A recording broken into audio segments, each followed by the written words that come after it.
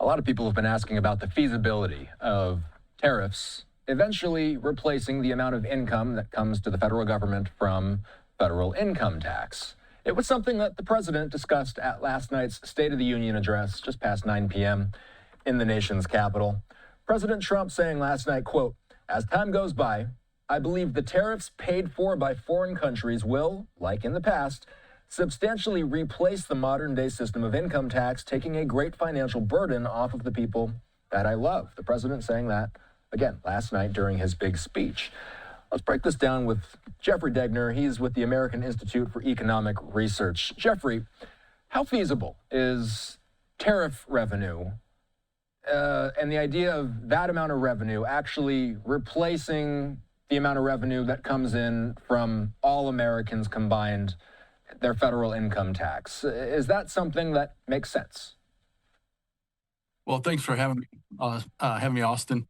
One of the realities here is, first of all, before we get to the economic reality, is the political reality of what it would take to get rid of the IRS, abolish the 16th Amendment, and so forth. You would have to work through a pretty substantial legal process. Of course, every school kid knows the process of repealing an amendment, right? You need 2/3 of both houses, 3/4 of the states to approve. So that's the political challenge. But then there's the more practical economic challenge on whether tariff revenue could actually generate the kind of revenue that is needed to cover what already comes in federal income taxes. And to be brief, the answer is it's not even close. So how much of a gap are we talking about? If it's not even close, it's not even in the same neighborhood? It is not. In fact, in the best estimates from the Trump administration, you could see around $100 billion of tariff revenue collected as things are in our day and age. But the income tax revenue is about $2.25 trillion. And so it would take a 20-fold increase in the amount of tariff revenue to equal or to match the income tax revenue that the federal government currently collects from citizens. So the president kind of threw this out there as an idea last night. He didn't say that this is an imminent policy that he's going to be implementing. Right. You and I were talking offline before we came on air. Let's say that they did want to come up with an idea to strip away the federal income tax, that most Americans look at their pay stubs and it frustrates them. They see how much money is taken away out of each paycheck. What are some other options that people generally throw out there as income sources, revenue sources for the federal government that could replace that type of money? Well, one of the ideas that's been floated in the past is, rather than a flat income tax, is to look at a flat consumption tax.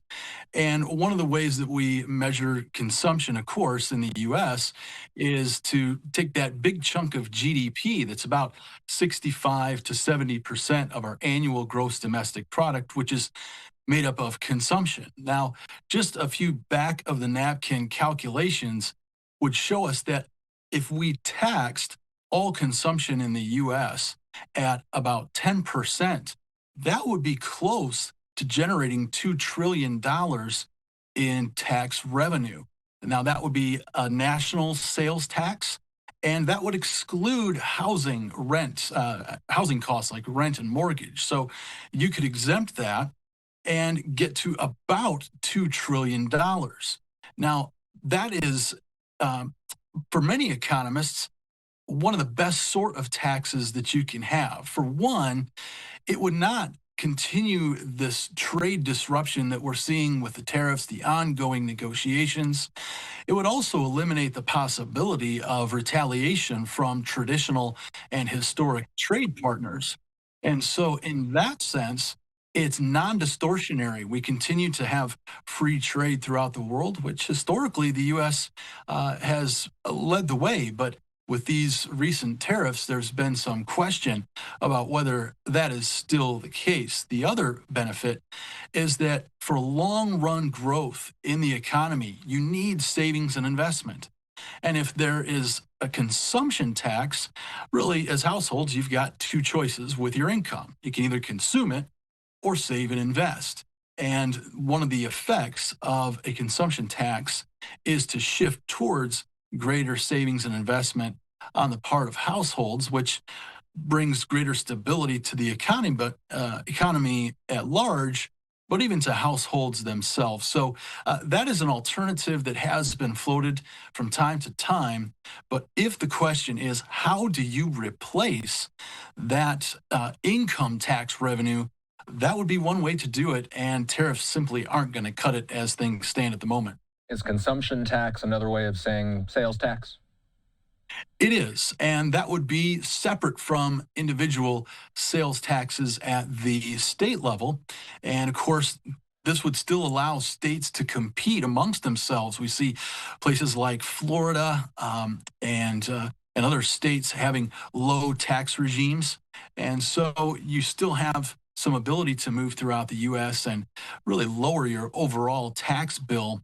And so that's a thought to float out there. Again, if the question is how do you replace income tax revenue, that's the number that it would take. Now, one thing to also consider is the impact of Social Security, Medicare, and Medicaid taxes that also come out of paychecks. I know I've got a couple of youngsters in my household, and they have gone through that initial shock of that smaller paycheck than what they anticipated. So if instead you add yet another 10% or so on a consumption, that sounds like a pretty hefty number, a 20% national income tax. But again, that would take care of both federal income taxes and the FICA payroll taxes, and give Americans a bit more liberty with where their incomes go, and again, where their savings and investments go. So, a couple of alternative ideas, and I think it's okay to discuss these things now that the president has thrown out the idea of the abolition of the income tax. It seems like there are a few alternatives that policymakers ought to be willing to consider. I think I know the answer to this question, and it's going to sound like an obvious one, but I'd love the answer in your words. Can you describe why this is such a hot button issue, the idea of stripping away federal income taxes from an American's pay stub? What is the federal income tax? And in general, you talk about your young ones. Let's just talk about how much this can take away from people's paychecks. President Trump, I have the quote here, what he said last night. He wants to replace the modern day system of income tax. It takes a great financial burden off of the people that he loves, his constituency, the American public. Can you put that into words? What type of burden does the federal income tax system put on the average paycheck? Well, of course, it depends on the amount of income that you make, but most Americans are seeing somewhere on the order of 30% or so come out of their paychecks every pay period.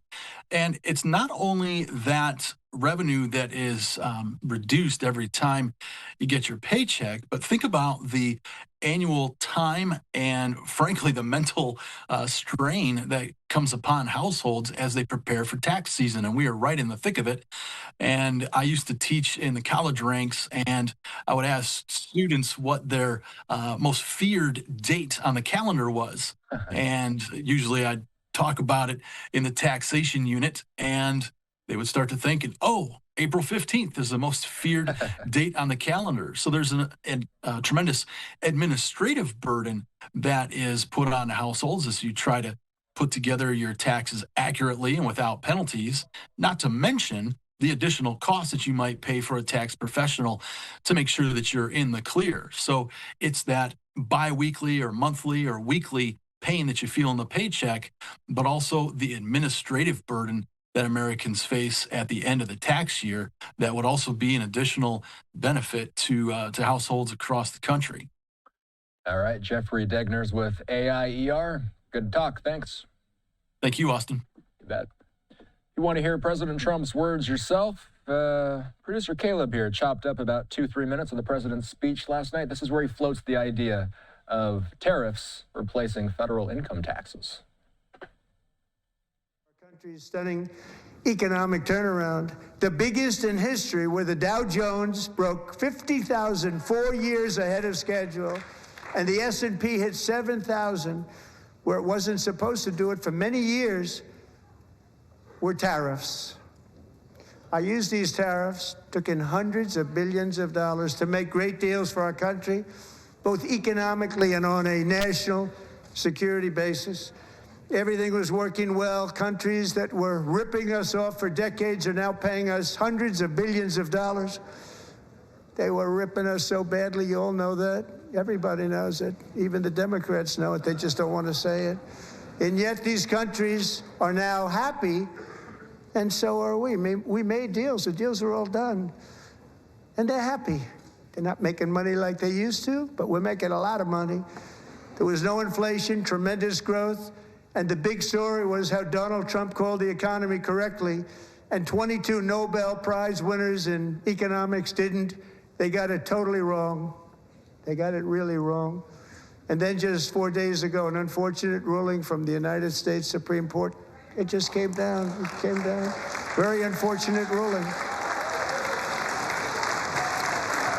But the good news is that almost all countries and corporations want to keep the deal that they already made, right, Scott? Knowing that the legal power that I, as president, have to make a new deal could be far worse for them, and therefore they will continue to work along the same successful path that we had negotiated before the Supreme Court's unfortunate involvement. So despite the disappointing ruling, these powerful country-saving, it's saving our country, the kind of money we're taking in, peace-protecting. Many of the wars I settled was because of the threat of tariffs. I wouldn't have been able to settle them without. Will remain in place under fully approved and tested alternative legal statutes. And they have been tested for a long time. They're a little more complex, but they're actually probably better, leading to a solution that will be even stronger than before. Congressional action will not be necessary. It's already time-tested and approved. And as time goes by, I believe the tariffs paid for by foreign countries will, like in the past, substantially replace the modern-day system of income tax, taking a great financial burden off the people that I love.